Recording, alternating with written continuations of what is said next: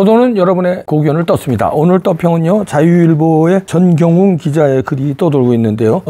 심각한 내용입니다. 제목이요, 정보요원 명단 유출 후 대북소송 생사 불투명, 삼지연 숙청 연관, 이런 내용인데요. 일단 그대로 읽어드립니다. 국군정보사령부 해외 대북 첩보요원 명단 유출 사건 이후 북한 내부 협력자들의 생사가 불투명한 것으로 전해졌다. 정보사 첩보요원 명단 유출 시기를 놓고도 현재 여러 추측이 나온다. 일각에서는 최근 김정은이 유례 없는 숙청을 단행한 것이 첩보요원 명단 유출과 무관하지 않을 것이라는 지적도 한다. 정보사서 유출된 기밀, 첩보요원 실명, 작전 암호명, 현지 위장 직업, 업체 포함. 정보 관계자들은 정보사 대북 첩보요원 정보가 북한에 사실상 완전히 노출됐으므로 이들과 연계된 북한 내부 협력자들도 대거 숙청 처형됐을 것으로 보고 있다. SBS 보도에 따르면 정보사 군무원 A씨가 조선족 중국인에게 넘긴 기밀 가운데는 대북 작전 암호명, 비밀요원 실명과 현지에서의 위장 직업 및 위장 업체도 포함되어 있었다. 방송에 따르면 이번 정보 유출로 인해 북중 접경 지역을 포함한 중국에서는 물론 러시아, 몽골, 캄보디아 등에서 활동하던 정보사 비밀 요원들도 기밀 서류를 소각한 뒤 현지 거처와 차량, 운행하던 업체까지 그대로 놔두고 제3국을 통해 긴급하게 귀국했다. 해당 국가들은 모두 북한 대남 공작기관들이 활발하게 활동하는 곳이다. 군 소식통에 따르면 정보사 비밀 요원들과 접촉하던 북한 내부 협력자들의 생사 확인도 되지 않고 있다. 일부 정보 관계자는 북한 내부 협력자들이 북한 당국에 의해 대거 숙청 처형됐을 것이라는 비관적인 전망을 내놨다. 김정은 지난 11일, 12일 삼지연 씨 현지 지도하다 갑자기 당 고위층 수십 명 숙청. 일각에서는 최근 김정은이 양강도 삼지연 씨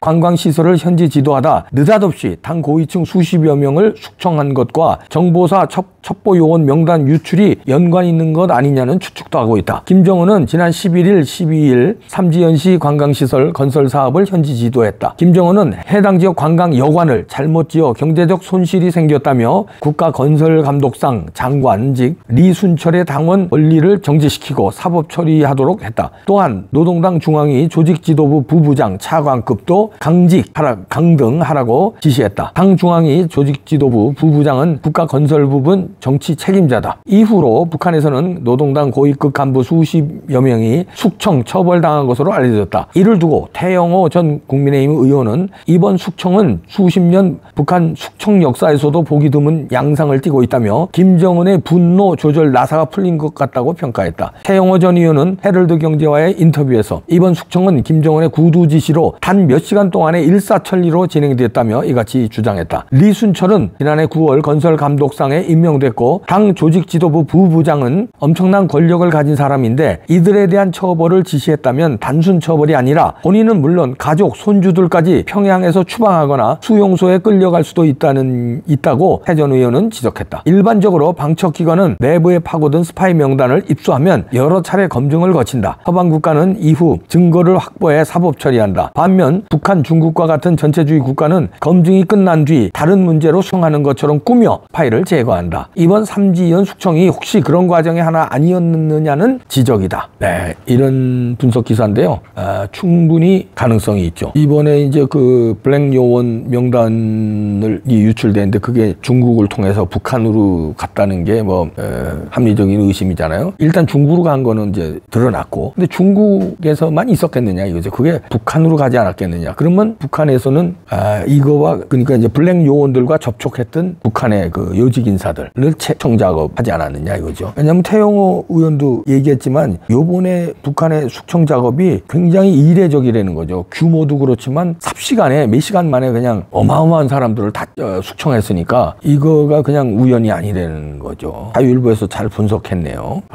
참 그러면은 이제 우리는 2중, 3중으로 엄청난 타격을 본 거예요. 우리의 엄청난 그 자원인 블랙 요원들 이거 한 명 심으려면요 6년 이상 걸린대요. 신분을 확인해야죠. 계속. 그 다음에 포섭해야죠. 포섭한 다음에 그 다음에 이걸 훈련을 시켜서 블랙 요원으로 활동하기까지 6년 정도 평균 걸린대요. 거기에는 어마어마한 자금과 시간과 조직이 투입되는 거예요. 그게 지금 이 북한과 연관 있는 나라들에 많이 이제 블랙 요원을 심었거든요. 그래야 북한 정보를 빼내니까. 그런데 그러면 이제 그 허접한 사람들을 블랙 요원이 접근하겠습니까? 북한의 이제 간부들이랄지 이제 그런 사람들 접근하고 고급 정보를 빼내는 건데 이제 사업자로 위장하고 교수로 위장해서 북한 간부하고 이제 접촉하는 거죠. 그래서 이제 정보라든가 서류라든가 이런 걸 빼내는 건데 그게 블랙 요원인데 이 블랙 요원이 발각됨으로써 북한에 있는 이 간부들, 그러니까 말하자면 자기 본인이 아니게 대한민국에 중요한 정보를 남긴 셈이 된 거죠. 그 사람들이 다 숙청당했다는 거 아니에요. 그러면 이제 북한의 빨대가 말하자면 사라진 게 된 거고 우리의 블랙 요원이 사라지게 된 거고 이게 2중 3중으로 우리가 국력에 큰 타격을 받는 건데 참 이게 이제 DJ 때부터 노무현 문재인에 이르기까지 국정원을 이렇게 말하자면 대북 처우 기능을 마비 상태로 몰아간 이렇게 결과가 이렇게 되는 겁니다. 그리고요 또 오늘 동아일보에서 단독 기사가 나왔는데 북한의 해커가 8,400명이랍니다. 러시아와 악성 코드 공동 개발을 했다는 건데 8,400명. 그것도 그냥 북한의 8,400명도 아니고 러시아와 공동 해킹 그 기술이라든가 그런 걸 모두 공동 개발을 했다는 거 아니에요. 이게 사이버 범죄 인력을 2년 새 20% 늘렸다는 건데 북한도 해킹 기술이 세계 최고 수준인데 러시아의 해킹 기술까지 연계해가지고 최강을 구축했다는 거 아니에요. 이거를 이제 국가정보원이 파악을 했다는 겁니다. 자 이렇게 되면은 이 사람들이 이 북한 해커 8,400명이 뭐 하겠습니까? 세계 최고 수준인데 뭐 하겠어요? 뻔하잖아요. 해킹을 뭘 하겠어요? 우리 정보기관 해킹한다든지 대한민국의 금융당국 해킹해서 돈을 빼간다든지 그 다음에 자기네가 원하는 정부나 자기네들이 원하는 당의 선거를 이기기 위해서 해킹해서 결과값 바꾸지 않겠습니까? 해킹에 취약하다는 게 중앙선관위 그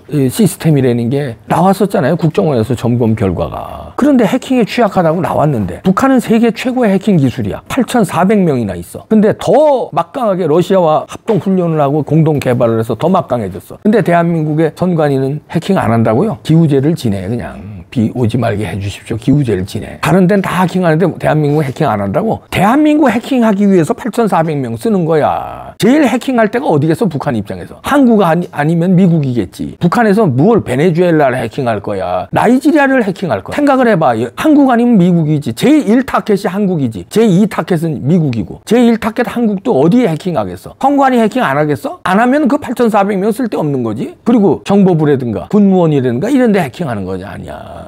참 큰일 났습니다. 나라가 이렇게 부정선거로 다 북한 마음대로 움직여. 우리의 블랙 요원은 다 뻥끄나.